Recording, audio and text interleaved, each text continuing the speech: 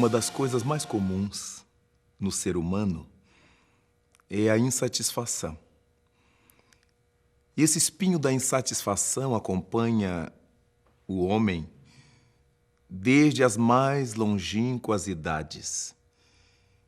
E essa insatisfação costuma gerar conflitos.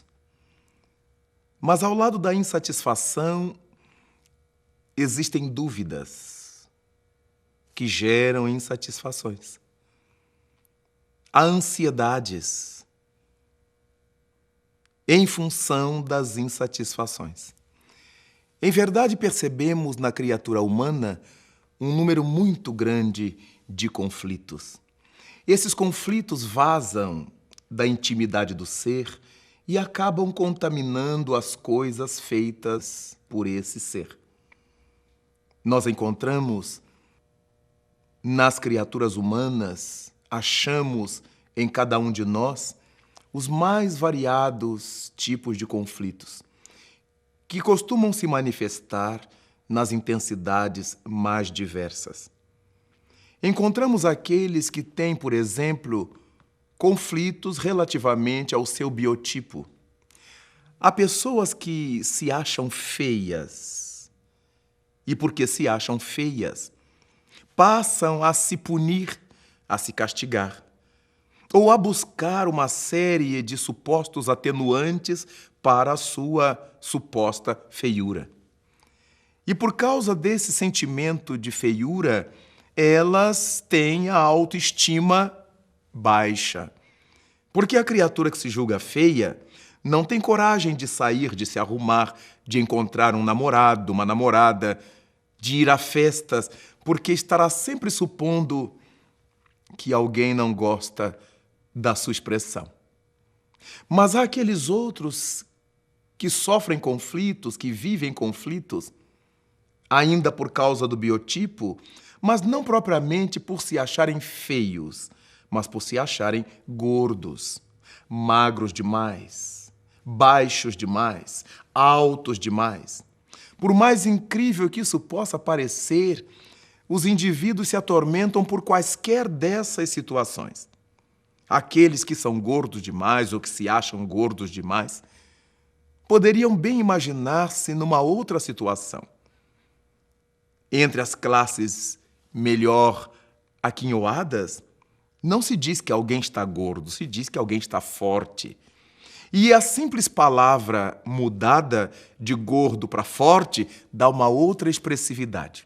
E aquelas criaturas que se acham gordas demasiadamente passam a usar preto. Se vestem de preto. Porque se diz nos mundos da moda, nos campos da moda, que preto emagrece.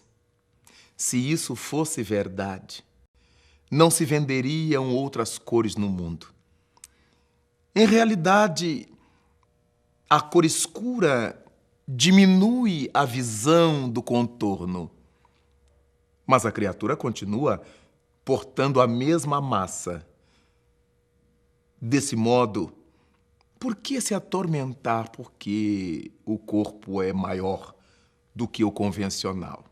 Mas qual é o convencional? Estabelecemos que o convencional é ser magro.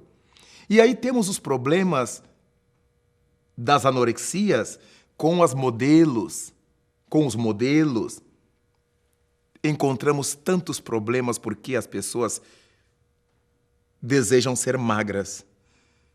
E outras porque são magras.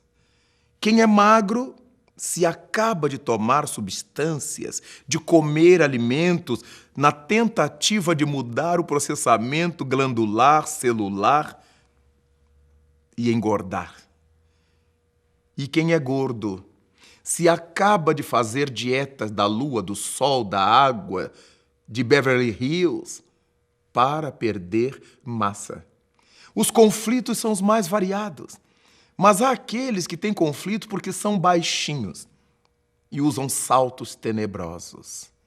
Saltos que lhes deformam a coluna vertebral, que lhes causam problemas gravíssimos de postura. Mas aqueles que são altos ficam tão complexados que começam a se envergar. Na Inglaterra, uma familiar real mandou cortar parte dos ossos das pernas para baixar um pouco a sua estatura. Conflitos. Mas esses conflitos estão ao nível do corpo, das coisas externas, daquilo que se vê, daquilo que se observa. Mas há diversos outros conflitos que estouram no íntimo da alma, se manifestam nas atitudes das criaturas e que ninguém sabe como é que eles nascem, de onde é que eles vêm e o que é que provocarão.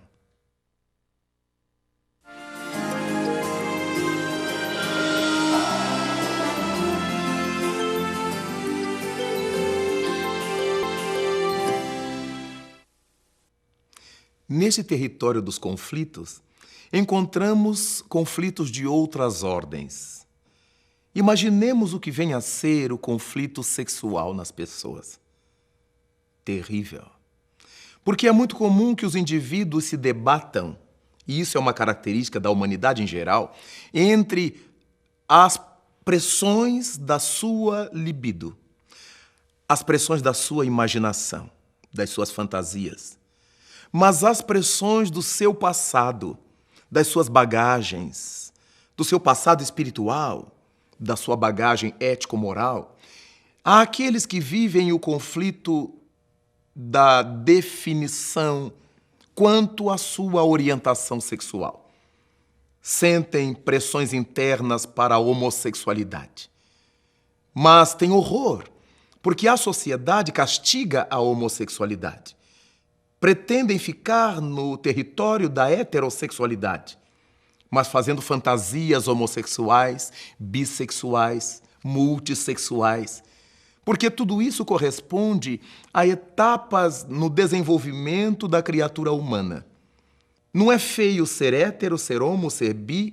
A criatura se encaixa no seu momento evolutivo. Não é bonito ser hétero, ser homo, ser bi? O importante é que nós dirijamos a própria mente para o que precisamos fazer na Terra. A dignidade, a honestidade, o trabalho por nós mesmos, a ajuda às pessoas. E vamos disciplinando da maneira como conseguimos, como nos é mais fácil, a expressividade da sexualidade. É muito comum imaginar-se que a sexualidade está na genitália, na expressão genital. A sexualidade é uma força que está na mente, na alma, no íntimo das criaturas.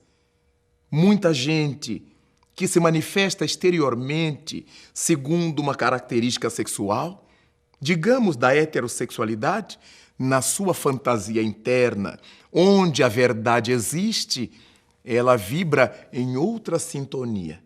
Ela lida com outras realidades e isso gera-lhes conflito. Devo ficar no armário, como se diz popularmente? Devo sair do armário? Devo me apresentar na praça pública? Pintar-me? Não pintar-me? Vestir-me opostamente? Nada disto é sexualidade. Tudo isso faz parte do exibicionismo das pessoas. Porque há mulheres que se vestem de homens, há homens que se vestem de mulheres.